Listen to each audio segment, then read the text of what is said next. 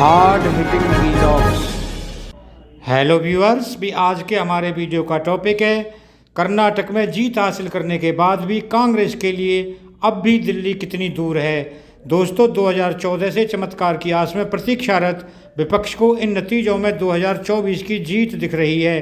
BJP की हर पराजय में कांग्रेस उदय देखने वाले पत्रकारों के लिए ये 2024 से पहले नरेंद्र मोदी के लिए मिशन दक्षिण की बुनियाद दरकना है। दोस्तों, पहले बात करते हैं दक्षिण भारत के किन राज्यों में किसकी सरकार। कर्नाटक में कांग्रेस, केरल में वाम दल, तमिलनाडु में डीएमके, आंध्र प्रदेश में वाईएसआरसीपी और तेलंगाना में भारत राष्ट्र समिति। दोस्तों, दक्षिण भारत में लोकसभा की कितनी है सीट। कर्नाटक 28, केरल 20, तमिलनाडु 39, आंध्र प्रदेश 25 एंड तेलंगाना में 17। दोस्तों, इस तरह दक्षिण भारत में लोकसभा की कुल 129 सीटें हैं। 2019 में इनमें से केवल 29 सीटों पर बीजेपी को जीत मिली थी। इनमें 4 सीटें तेलंगाना से आई थीं और 25 कर्नाटक से। मतलब दक्षिण भारत के 3 राज्यों में तो बीजेपी का खाता भी नहीं खुला था। दोस्तों, पिछली बार जब भी आम चुनाव हुए थे तो कर्नाटक में कांग्रेस और जेडीएस की सरकार चल रही थी, फिर भी बीजेपी 25 सीटें जीतने में कामयाब रही थी। 2019 के लोकसभा चुनावों से ठीक पहले राजस्थान, छत्तीसगढ़ और मध्य प्रदेश में भी कांग्रेस सरकार बनाने में कामयाब रही थी। लेकिन जब लोकसभा के चुनाव हुए तो छत्तीसगढ़ की 11 में से 9, मध्य प्रदेश की 29 में से 28 और राजस्थान की 25 में से 25 सीटें बीजेपी को मिली थीं। 2017 में गुजरात के विधानसभा चुनावों में भी बीजेपी को टक्कर देने में कांग्रेस सफल रही थी। लेकिन 2024 के लोकसभा चुनाव में कांग्रेस का गुजरात में खाता तक नहीं खुला था। जाहिर है, राज्यों के विधानसभा और लोकसभा के चुनाव अलग अलग होते हैं। फिर भी कांग्रेस के लिए घोर आशावादी होकर भी सोचा जाए तो कर्नाटक विधानसभा चुनाव के मौजूदा गणित के हिसाब से बीजेपी को 18 सीटों का नुकसान हो सकता है। कर्नाटक विधानसभा चुनाव की मुश्किल डगर का एहसास बीजेपी को पहले से था। हालांकि उम्मीद नहीं रही होगी कि जेडीएस के वोट बैंक में इतना बिखराव होगा और कांग्रेस को स्पष्ट बहुमत मिल जाएगा। कर्नाटक के अलावा दक्षिण में बीजेपी की उम्मीदों के हिसाब से तेलंगाना महत्वपूर्ण राज्य है। वहां पार्टी 2019 के बाद से खुद को कितना मजबूत कर पाई है, इसके संकेत राज्य में इस साल के अंत में होने वाले विधानसभा चुनावों में मिल जाएंगे। लोकसभा चुनाव के लिहाज से देखें तो कर्नाटक और तेलंगाना के अलावा दक्षिण के किसी और राज्य में 2024 में बीजेपी के चमत्कार कर जाने की अपेक्षा उसके घोर समर्थक को भी ना होगी। वैसे आंध्र प्रदेश और तमिलनाडु में भी पूर्व में बीजेपी खाता खोलने में सफल रही है, लेकिन उसमें बीजेपी की खुद की मजबूती से अधिक गठबंधन साथियों का योगदान ज़्यादा रहा है। दोस्तों, कर्नाटक की सत्ता हासिल करने में कामयाब रही कांग्रेस को 2019 के आम चुनावों में दक्षिणी राज्यों से 27 सीटों पर जीत मिली थी।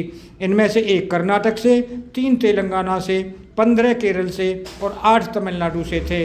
अब तेलंगाना में बीजेपी के उभार ने कांग्रेस को हाशिए पर धकेल रखा है। आंध्र प्रदेश में वाईएसआर कांग्रेस पहले की तरह मजबूत दिखती है। ऐसी कोई संभावना नहीं दिखती कि जगन मोहन रेड्डी विपक्षी एकता के नाम पर कांग्रेस की छतरी के नीचे आ जाएंगे। 2019 के आम चुनावों से पहले एनडीए छोड़कर विपक्षी एकता बनाने वाले चंद्रबाबू नायडू की टीडीपी आंध्र की दूसरी प्रमुख क्षेत्रीय पार्टी है। राष्ट्रीय राजनीति में खुद को अप्रासंगिक कर चुके नायडू ने भी इस बार अब तक ऐसी किसी मुहिम से खुद को दूर ही रखा है। केरल में कांग्रेस गठबंधन और वाम दलों के गठबंधन के बीच ही इस बार भी कमोबेश मुकाबला रहेगा। तमिलनाडु में आज भी कांग्रेस सत्ताधारी डीएमके की सहयोगी है। मुकाबला डीएमके और एआईडीएमके के गठबंधन के बीच में होगा। यानी ऐसी कोई संभावना नहीं दिखती जिससे लगे कि दक्षिणी राज्यों में कांग्रेस को कोई नया और मजबूत पार्टनर मिलने जा रहा है। ना ही इस बात की संभावना दिखती है कि वो दक्षिण भारत की 129 लोकसभा सीटों में 2019 के मुकाबले अपनी सीटों में भारी इजाफा कर पाएगी। तेलंगाना और आंध्र में उसकी ज़मीन खिसक चुकी है। तमिलनाडु व डीएमके की कृपा पर है। कर्नाटक और केरल में ही उसके लिए बेहतर करने की संभावना बचती है। इन दोनों राज्यों की सभी सीटें भी कांग्रेस जीत ले और अन्य दक्षिणी राज्यों में 2019 में हासिल की गई सीटों को बरकरार रख भी लेती है तो भी उसके पास खुद की 59 सीटें ही होंगी। दक्षिण भारत के अलावा अन्य राज्यों में भी कांग्रेस ऐसी स्थिति में नहीं है कि वह खुद के दम पर 41 सीटें लाकर लोकसभा में अपने सदस्यों की संख्या 3 डिजिट में पहुंचा सके। दोस्तों, कर्नाटक की जीत कांग्रेस के लिए लोकसभा चुनावों से पहले चुनावी संसाधन जुटाने के लिहाज से महत्वपूर्ण है। उसने उसे वो नंबर्स दिए हैं जिससे वह 2024 के आम चुनावों तक राहुल गांधी नाम के प्रोडक्ट को बेचने की कोशिश कर सके। यह ताकत दी है जिससे काल्पनिक मुद्दे गढ़ सके और 2019 से पहले राफेल का गढ़ा गया था। उम्मीदों का यह लॉलीपॉप दिया गया है जिससे अपने सहयोगों को भागने से रोक सके। वैसे भाड़े के सैनिकों से युद्ध जीतने की कई कहानियां हैं, पर ये युद्ध तभी जीते गए जब सेनापति खुद भी सक्षम थे।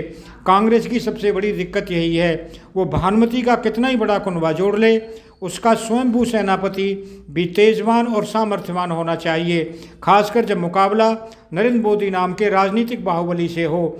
हमें ये ध्यान रखना चाहिए कि 2019 के आम चुनावों से पहले कई विधानसभा चुनावों में अच्छे प्रदर्शन के बाद भी कांग्रेस लोकसभा में ट्रिपल डिजिट में अपनी सीटों को ले जाने के आसपास भी नहीं पहुंच पाई थी।